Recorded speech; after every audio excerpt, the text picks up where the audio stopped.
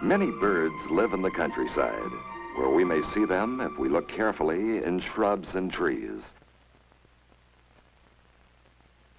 We usually find the male, indigo bunting, singing from some high place.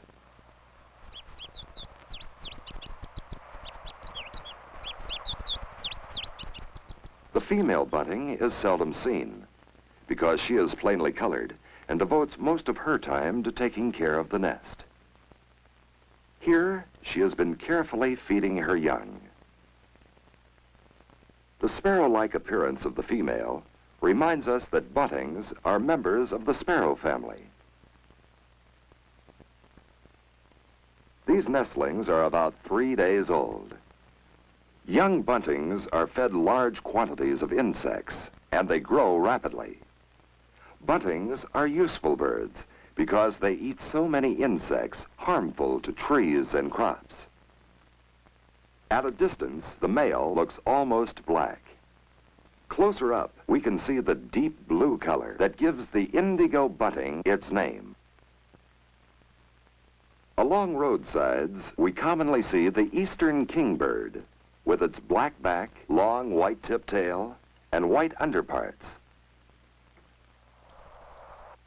Can you think of any other bird that would nest in full view on top of a fence post?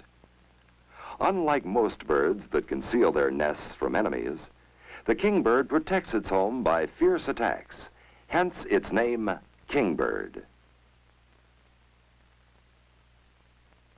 We can frequently see the marsh hawk in the countryside.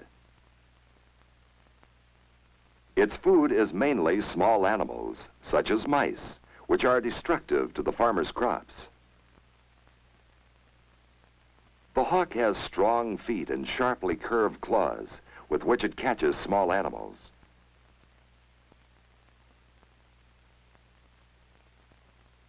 With its hooked beak, the hawk can tear prey into pieces that can be swallowed. The marsh hawk's keen eyes can sight prey at great distances. Hawks rarely kill useful animals, and generally, they do more good than harm.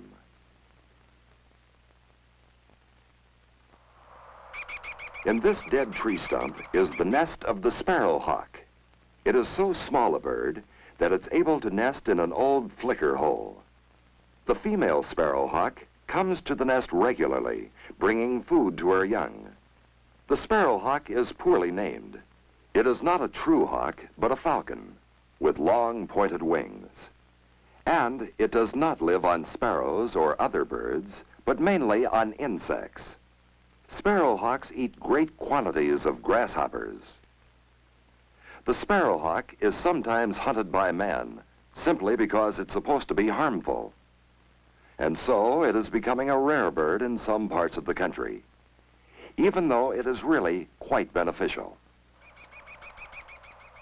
The sparrowhawk is the most colorful of all our birds of prey.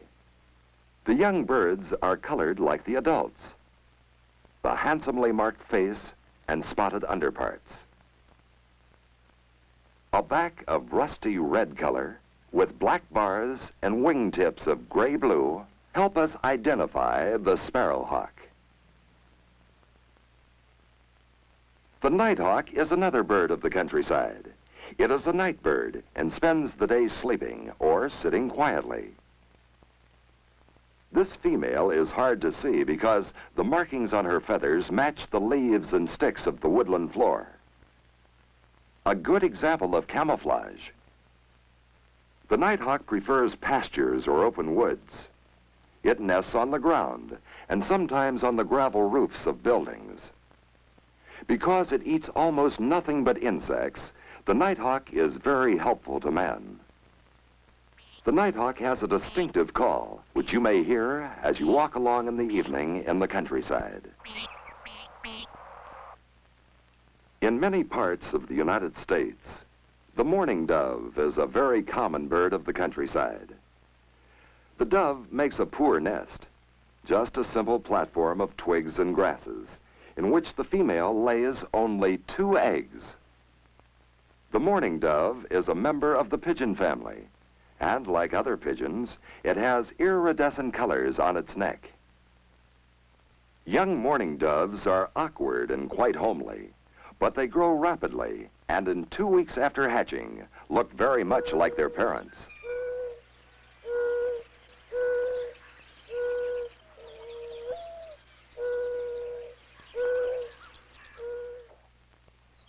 Hay and grain fields have their share of countryside birds and attract some of our best-loved songsters.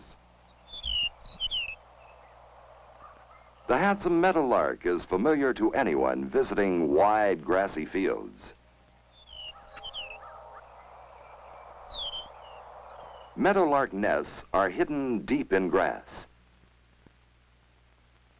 Both parents care for the young, taking turns feeding them and cleaning the nest.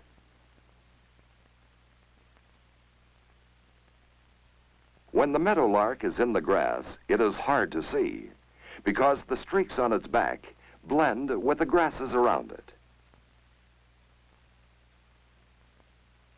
One parent stands guard while the other is at the nest. If danger threatens, it signals by flashing its white outer tail feathers.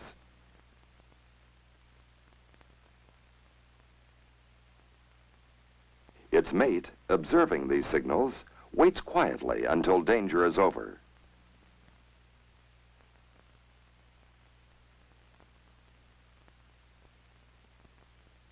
The male and female meadowlark have similar markings and color, and both work hard to keep their young supplied with food.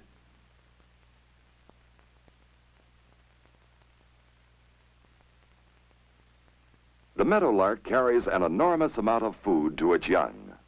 Caterpillars, grasshoppers, and spiders make up most of the food.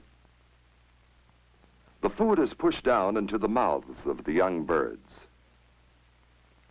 You can easily recognize the meadowlark by the big black V on its breast. The killdeer is a shorebird that is identified by 2 black bands across the throat and breast. Although the killdeer is a shorebird, it nests in the uplands, usually in a pasture or field. The female makes a very simple nest on the ground. Killdeers belong to the large family of birds called plovers.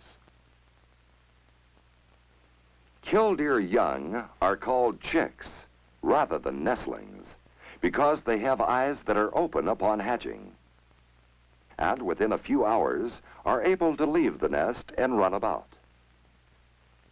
They are lively little birds and start following their parents around as soon as they leave the nest.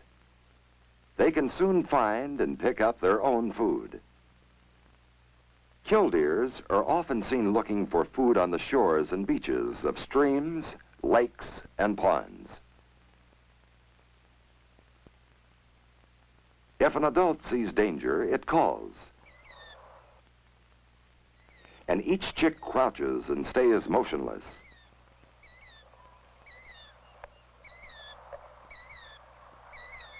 Until danger is over.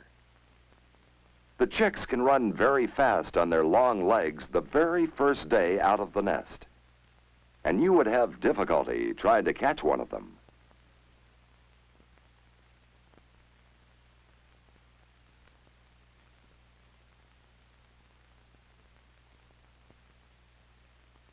When it gets cool, the chicks snuggle under their parents to get warm.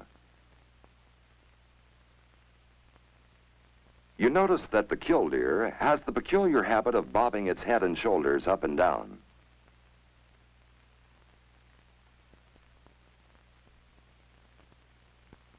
Even the chick bobs the same way the parent does. Killdeers are among our liveliest birds of the countryside.